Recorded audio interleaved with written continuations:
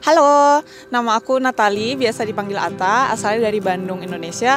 Di sini di Vienna sejak 6 tahun yang lalu, terus kemarin September baru selesai kuliah S2 di University of Vienna, jurusan Applied Linguistics.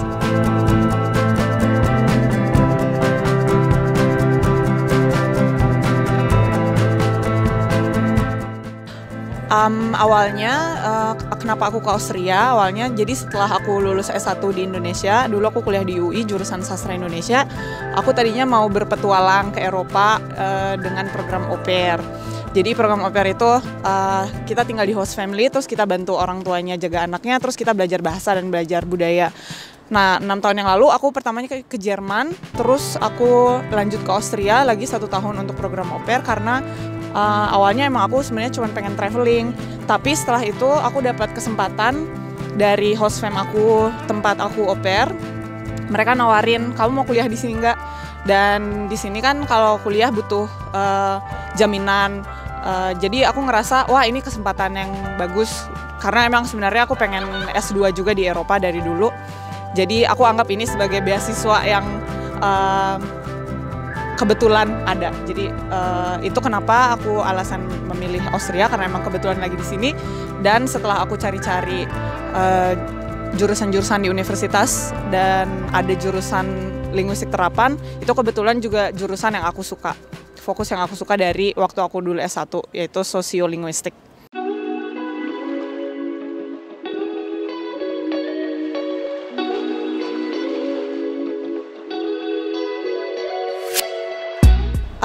Karena aku emang waktu kesini nggak nyiapin untuk kuliah, jadi waktu pendaftaran S2 itu dokumennya cukup ribet.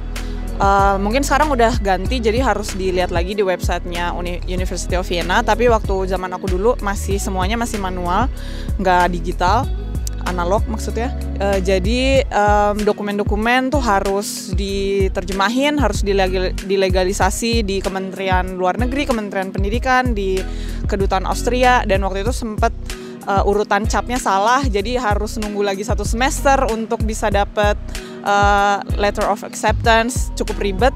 Cuman sebenarnya kalau diikutin dan jangan males nanya, tanya aja ke administrasinya apa yang benar. Pasti semuanya bisa tertanggulangi.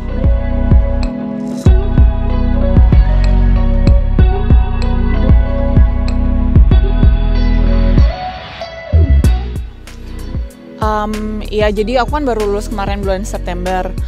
Karena aku emang sambil kuliah S2 sambil kerja, jadi aku juga finance hidup aku sendiri di sini dengan kerja sambilan. Jadi emang biasanya orang selesai 2 tahun, aku baru kelar 3,5 tahun.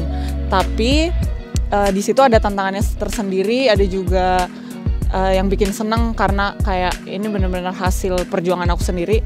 Dan kemarin kebetulan selesai nulis itu sekitar bulan Juli waktu lagi masih masa corona, masa lockdown. Dan kemarin sempat ujian masternya itu bulan September. Untungnya waktu summer itu di Austria udah cukup longgar peraturannya. Jadi kita boleh di satu ruangan maksimal kemarin sekitar 6 orang. Jadi ada 3 orang teman aku juga yang datang nontonin aku sidang. Dan kebetulan minggu depannya langsung udah nggak dibolehin orang ngumpul-ngumpul lagi. Jadi timingnya tepat banget kemarin selesai kuliah.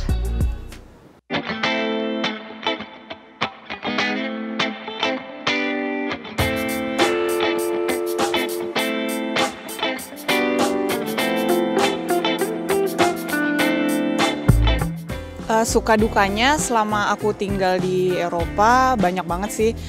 Dari mulai aku datang 6 tahun yang lalu itu aku cuma bawa uang 30 euro di kantong, sampai sekarang akhirnya bisa kerja di sini. Itu benar-benar perjalanan panjang dan melalui suka duka. Yang paling aku bersyukur dari aku waktu sampai itu komunitas orang-orang Indonesia yang langsung merangkul, langsung ngasih tahu di sini ada ini, di situ ada itu. Jadi kayak langsung ngerasa nggak sendirian. Dan itu juga mungkin enaknya tinggal di kota besar, komunitas orang Indonesia juga lumayan banyak.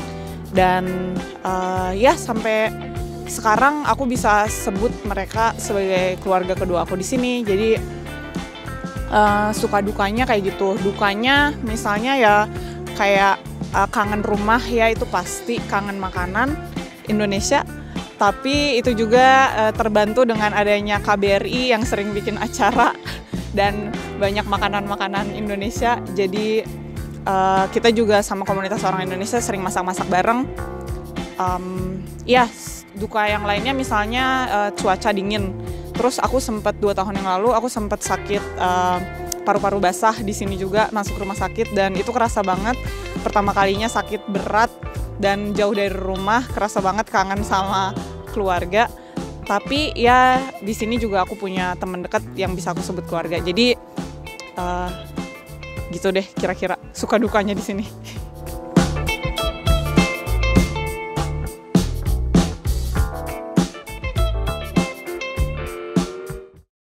Cerita selama corona di Vienna, jadi mulai dari bulan Maret itu lockdown. Yang nggak enaknya sih karena tinggal sendiri. Nggak sih, aku tinggal sama 2 flatmate sebenarnya, tapi kita nggak terlalu dekat, jadi nggak temenan satu sama lain. Kerasa banget, lumayan kesepian. Tapi untungnya karena ada teknologi, jadi malah jadi lebih sering ngobrol sama orang di rumah di Indonesia atau sama teman-teman dekat. Terus ya kemarin kan sempet kayak 2 bulan emang bener-bener nggak boleh ketemu orang ya. Terus sempet pas summer itu udah mulai longgar, kita udah mulai boleh ketemu beberapa orang, dan dari situ juga angka infeksi coronanya udah semakin menurun. Sampai setiap hari sempet cuman ada 40 orang gitu setiap hari. Dan waktu itu juga untungnya aku jadi bisa lebih fokus nulis tesis, dan akhirnya jadi selesai pas bulan Juni-Juli. Terus kemarin pas musim gugur, autumn, angkanya udah mulai naik lagi angka infeksinya, dan kita jadi harus lockdown lagi. Cuman emang kelihatan sih lockdownnya beda sama yang waktu bulan Maret. Orang-orang sekarang lebih santai gitu untuk keluar rumah dan sebagainya. Jadi bulan Oktober, akhir Oktober kemarin aku sempat kena corona juga, nggak tahu dapetnya dari mana, karena emang kayak nggak ketemu, paling ketemu kolega di tempat kerja sama ketemu 2 orang teman dekat, dan semuanya sehat-sehat.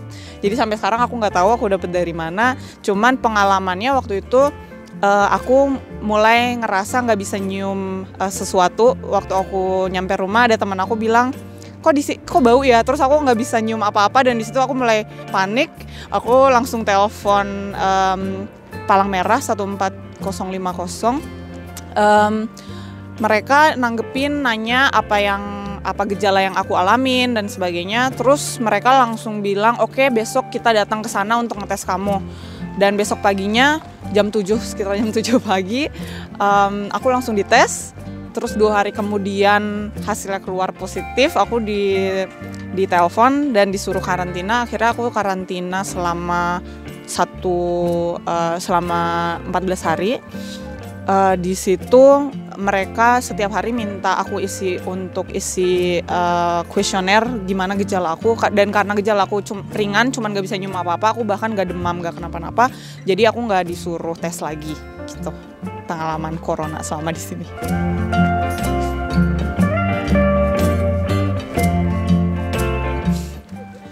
Pesan kesan buat yang mau ke Austria, jangan menyerah kalau urusan birokrasi ribet. Austria emang banyak orang Indonesia yang nggak tahu Austria ada di mana dan sering ketukar sama Australia. Tapi Austria itu negara yang cakep banget alamnya. Apalagi di Vienna ada semua, ada alam, ada kota, ada ramah buat anak-anak juga, aman, dan banyak universitas juga, banyak pilihan. Jadi kalau yang tertarik kuliah di Austria atau bahkan mungkin mau coba au pair dulu untuk lihat-lihat cocok nggak di Austria atau enggak, jangan menyerah, cari-cari info. Udah gitu di sini juga orang-orang Indonesianya baik-baik, komunitas PPI-nya seru. Jadi kalau butuh info apa-apa juga tinggal kontak aja kontaknya PPI Austria. Gitu aja pesan dari aku untuk yang pengen ke Austria. Dan jangan lupa subscribe YouTube-nya PPI Austria.